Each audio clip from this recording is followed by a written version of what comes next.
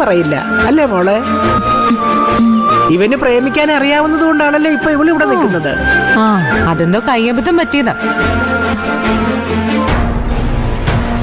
ഇവനെ പോലൊരു ബോറനെ ഞാൻ എന്റെ ജീവിതത്തിൽ കണ്ടിട്ടില്ല.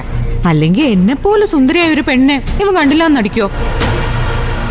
അതൊക്കെ കഴിഞ്ഞു പോയ കാര്യല്ലേ. ഇനിയിപ്പൊ പറഞ്ഞിട്ട് എന്തിനാ? മോള് പോയി കുളിച്ച് വേഷം മാറിയിട്ട് വരൂ. എന്തെങ്കിലും കഴിക്കണ്ടേ? വരൂ. നിന്നെ ഞാൻ പൊളിച്ചടിക്കതേ നിന്റെ മുത്തശ്ശിക്ക് ഇഷ്ടപ്പെട്ടില്ലാന്ന് തോന്നുന്നു. ഞാൻ വെറുതെ തമാശ പറയുന്നതാ കേട്ടോ പൂജ. ശരിയടാ, നീ പോയിട്ടോ, വൈകിട്ട് കാണാം. ശരി. ആ പിന്നെ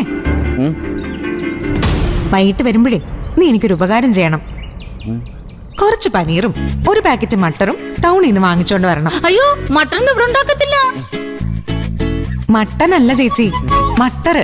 ഈ കപ്പലണ്ടി പോലെ ഇരിക്കുന്ന ഒരു പച്ച സാധനമില്ലേ, ഗ്രീൻ പീസ്, അതിന്റെ കാര്യമാണ് ഞാൻ പറഞ്ഞത്. ഓഹോ, പച്ചപ്പട്ടാണി. അതൊക്കെ നമുക്ക് ഉണ്ടാക്കാം.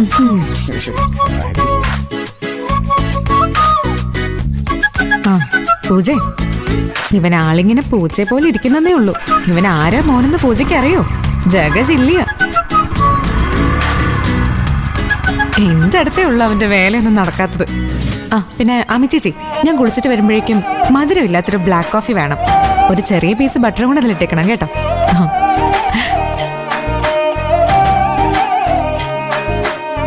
അതെന്താ മോളെ കൊച്ചു പറഞ്ഞിട്ട് പോയെ? കാപ്പിക്കകത്ത് ബട്ടൺ ഇടണമെന്നോ? ബട്ടർ അല്ല ചേച്ചി, ബട്ടർ. ബട്ടർ എന്ന് വെച്ചാ വെണ്ണ. ഓ, അങ്ങനെ ഒരു അർത്ഥം ഉണ്ടോ? ഓ, ഓരോ രാജ്യത്തും ഓരോ അർത്ഥമല്ലേ. ബട്ടർ എന്ന് വെച്ചാ വെണ്ണ. അപ്പൊ ഈ ബട്ടൺ എന്തുവാണോ പറയാ? ആ, എന്തെങ്കിലും